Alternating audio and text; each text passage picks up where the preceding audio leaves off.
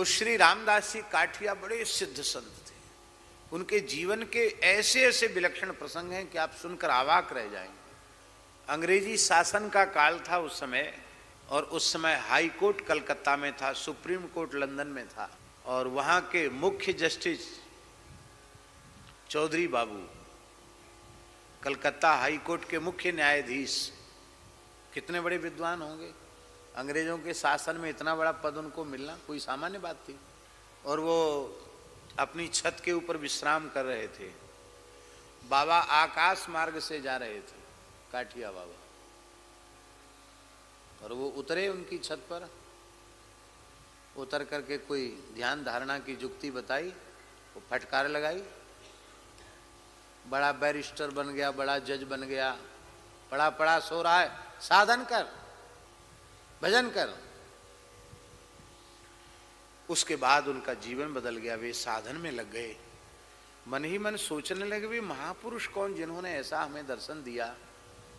तो उनकी लगन इतनी लग गई कि उन्होंने बैरिस्टरी, जजी सब छोड़ दी, और वे विचरने लगे उस संत की खोज में जिस संत ने आकाश मार्ग से आकर कृपा की थी। हमारा जी ये सपने की बात नहीं, प्रत्यक्ष की बात है। वो घूमते घूमते चौधरी बाबू वृंदावन में आए तो उन्होंने क्या देखा, उस समय जंगल था जहाँ काठिया बाबा का स्थान है, घोर जंगल था। तो बाबा ऐसे वृक्षों के नीचे बैठे थे, धूना अखंड धूना चैतन्य था, और त्यागी तपस्वी 10-20 वहाँ बैठे थे। चिलम चल रही थी, लोग चिलम पी रहे थे, बाबा भी बैठे थे, प्रसादी। अमनिया कैसे पिए, महाराज एक फूंक लगा दो, तो महाराज भी ले लेते थे। और महाराज डांट डपट भी कर रहे थे, उसमें गाली भी दे रहे थे, गालियां भी दे रहे थे, गंदी भद्दी गालियां भी दे रहे थे। अब वो इतने पढ़े लिखे थे, चौधरी बाबू मन में सोचने लगे, ये महापुरुष तो वही है, बिल्कुल वही स्वरूप है, ऐसी एक लंगोटी है, काठ का आड़बंद है, विशाल जटाएं हैं, अखंड विभूति है, 12 तिलक है, तो महात्मा तो वही है। लेकिन ये तो ऐसे ही बैठे हैं, धुना है, और पढ़े लिखे लोग भी इनके आसपास नहीं, सब धुआं धक्कड़ वाले लोग हैं। तो बाबा ने किसी दूसरे साधु को लक्ष्य करके कहा, वो कहा था उन्हीं से, चौधरी बाबू से, पढ़े लिखों में श्रद्धा नहीं होती है, विश्वास नहीं होता है, वो प्रत्यक्ष कृपा प्राप्त करने के बाद भी भटक जाते हैं, भूल जाते हैं, कल्याण नहीं होता इनका।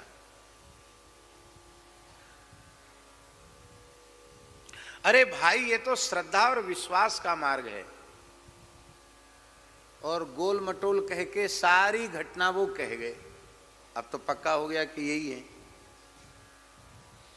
धीरे धीरे उनके पास वो आने लगे।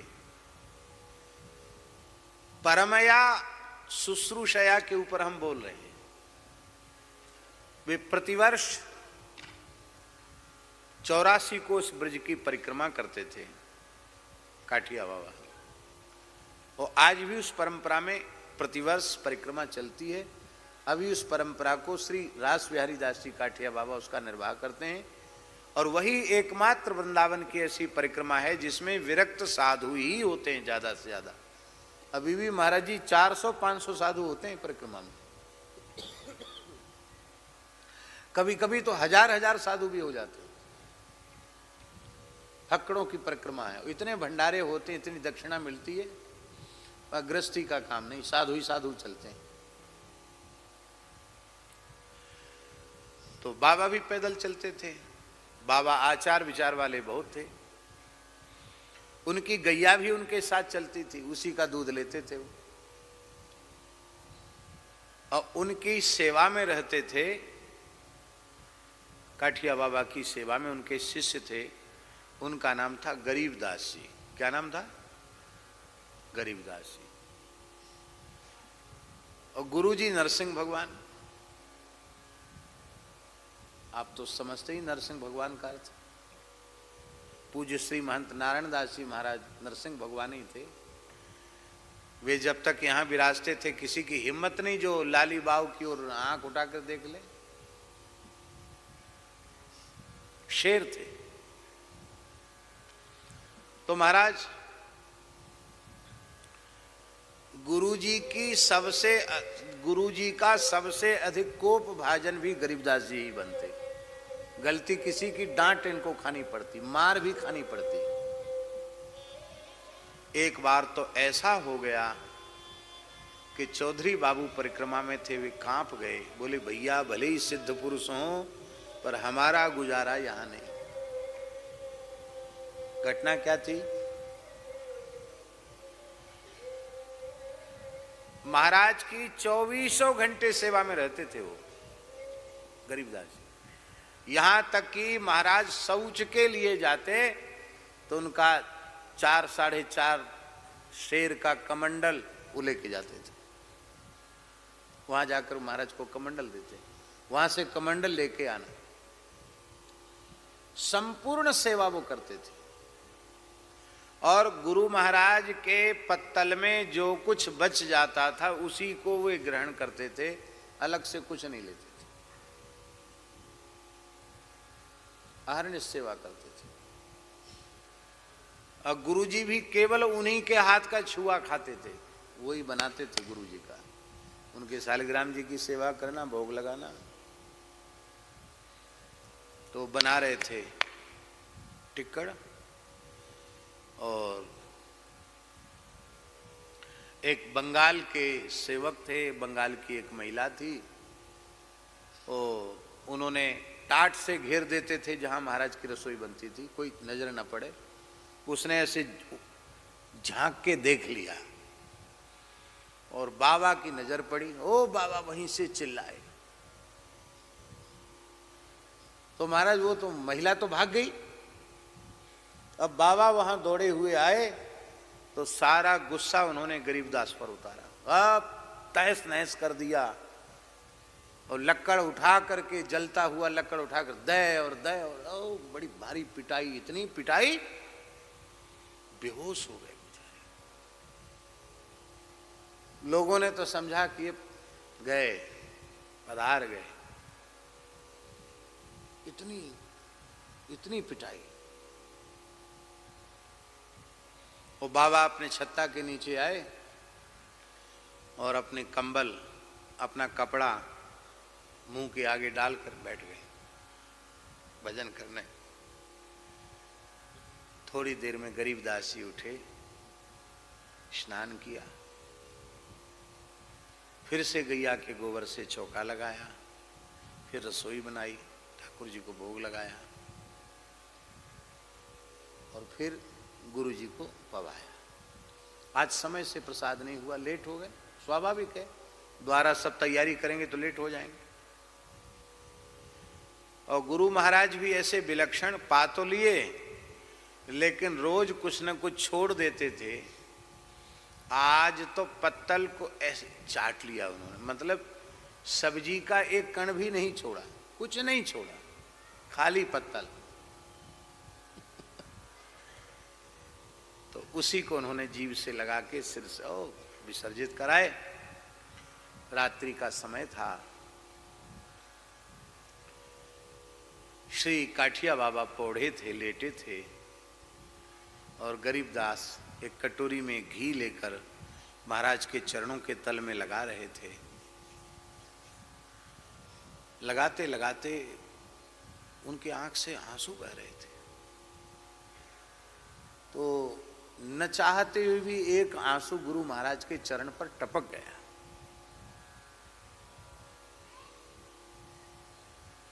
समझ गए वो ये रो रहा है।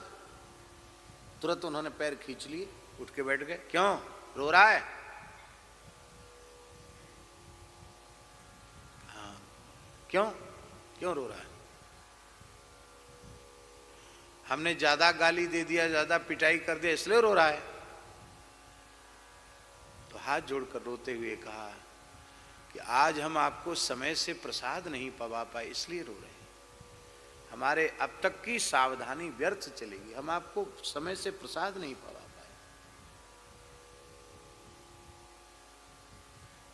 पर बस एक ही प्रार्थना है, इस अपराधी को, इस दीनहीन को अपने चरणों से अलग मत करना।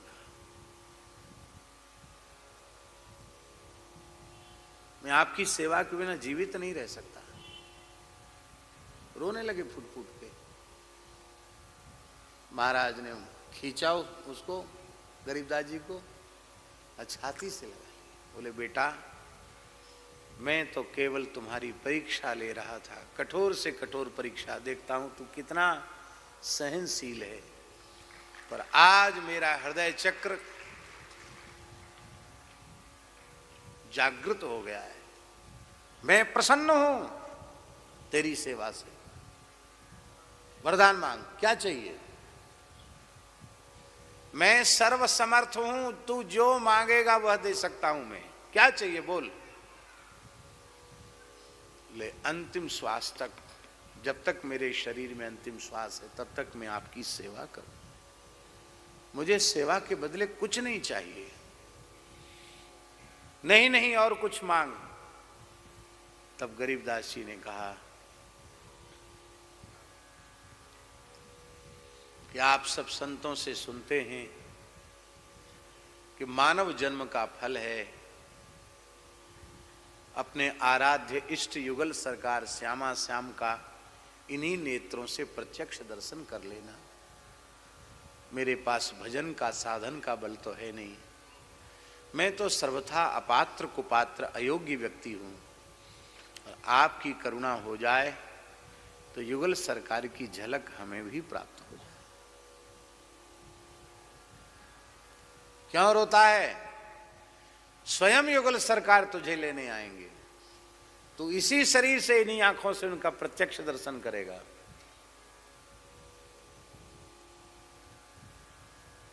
इस घटना के समय भी चौधरी बाबू वहां थे उपस्थित। तो दोपहर में तो वो घबरा गए, बोले हम तो भाई इनके पास अब नहीं आएंगे। ऐसा महात्मा दया का नाम निशान नहीं, जो दिन रात सेवा कर रहा है उसको यही पुरस्कार सेवा का।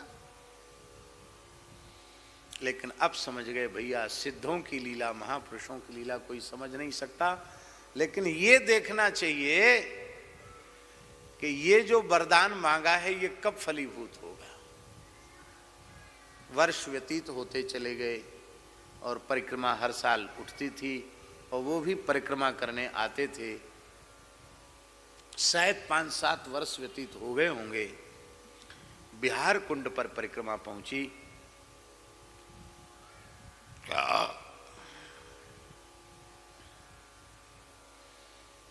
और महाराज को बना करके और भोग लगा के पवा दिया था गरीबदास जी ने।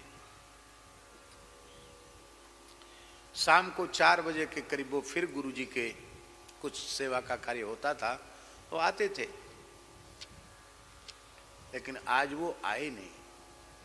महाराज जी बहुत विलक्षण घटना है। तो उन्होंने कहा, ए गरीबदास कहाँ गया? बोले पता नहीं क्या बात है, आज उनको बहुत तेज बुखार आ गया है, वो तो उठ भी नहीं पा रहे। बाबा उठे अपने आसन से, पहुंच गए वहां। बच्चा कैसा है? कहा गुरुदेव लगता है अब समय आ गया है। हाँ हाँ समय आ गया है, तैयार हो? हाँ तैयार है। क्या इच्छा है? बोले मैं चाह कर भी उठ नहीं पा रहा हूं, आप अपना दाहिना चरण उठाकर मेरे माथे पर रख दें। बाबा ने चरण उठाया, सिर पर रख दिया। और क्या तेरी इच्छा है? आपका चरणोदक मिल जाता तो मेरा जीवन सफल हो जाता। मरे दो मेरा पैर, पिला दे इसको। चरणामृत भी दे दिया। बैठ गए बाबा वहीं भूमि में, सिर पे हाथ फिराए। और क्या है, ठीक है ना? बोले हाँ। श्री राधा कृष्ण श्यामा श्याम सामने खड़े हैं, दाहिनी ओर ललता जी हैं, बाईं ओर विशाखा जी हैं और निकुंज में चलने की आज्ञा दे रहे हैं। जा। तत्काल आपने प्राण त्याग दिया। इस घटना के बाद चौधरी बाबू ने विरक्त दीक्षा ले ली और उनका नाम हुआ श्री संत दास जी काठिया। वो बहुत बड़े विद्वान थे, समझे संत दास जी। हमारे यहाँ भी एक संत दास जी, खड़े हो जाओ भैया, खड़े हो जाओ। ये उत्तर काशी में सेवा संभाल रहे हैं। इनका खड़ा होना भी मुश्किल है, क्योंकि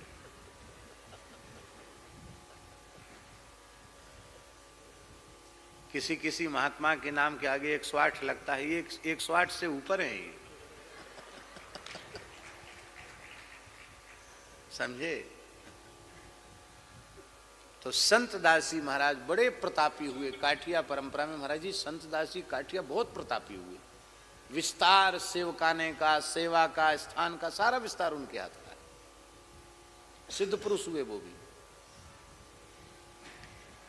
इसको कहते हैं शुश्रूषया परमया। आज तनिक भी स्वामी के मन के विरुद्ध कितना हो रहा है, इसकी तो सेवकों को परवाह ही नहीं है। शिष्य सेवक के मन के विरुद्ध कोई एक बात हो जाए, बस उसी में सेवकों का मुंह फूल जाता है, और फिर वो मन ही मन कहते हैं कि हम तो इनकी अक्ल ठिकाने लगा देंगे। तो अब हम आपसे पूछते हैं, जो अपने स्वामी की, अपने गुरुजनों की ही अक्ल ठिकाने लगाने का विचार अपने मन में रखता हो, उसको क्या मिलेगा? रिद्धि मिलेगी कि सिद्धि मिलेगी कि भोग मिलेगा कि मोक्ष मिलेगा? क्या मिलेगा? कुछ नहीं मिलेगा।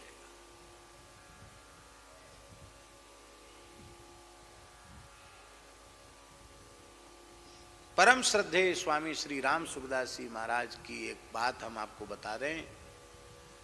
वे ऋषिकेश में विराज रहे थे और मेरे ऊपर उनका बहुत स्नेह था, बहुत कृपा थी, अत्यंत कृपा थी। तो हम उनके कक्ष में ही थे, तो स्वामी जी बोले लोग गुरु बनाकर नरक जा रहे हैं।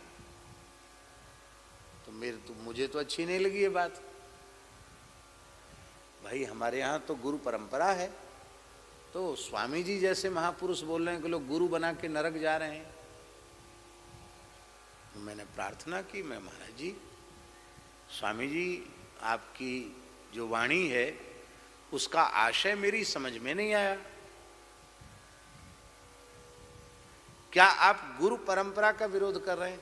तो हंसने लगे, बोले नहीं नहीं, मैं भी राम स्नेही परंपरा का साधु हूं, हमारी गुरु परंपरा है। हम गुरु परंपरा के बिल्कुल भी विरोधी नहीं हैं। हम जो बात कह रहे हैं उस पर ध्यान दो। यदि गुरु पादाश्रय ग्रहण कर लिया है तो गुरुदेव की वाणी से जो निकले, मंत्र मूलम गुरोर वाक्यम और मोक्ष मूलम गुरु कृपा। गुरु का वचन ही मंत्र मूल है। भूलकर स्वप्न में भी गुरु की अवज्ञा न हो जाए, उनकी आज्ञा की अवहेलना न हो जाए, इतनी सावधानी रखे तो शिष्य शिष्य नहीं रह जाएगा, गुरु हो जाएगा। मरने के बाद मुक्त नहीं, जीवन मुक्त हो जाएगा। लेकिन वर्तमान समय में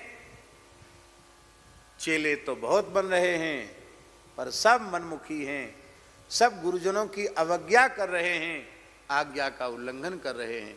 इसलिए हम कहते लोग गुरु बना के नरक जा रहे हैं। हमने कहा अब समझ में आ गया, अब कोई संदेह नहीं।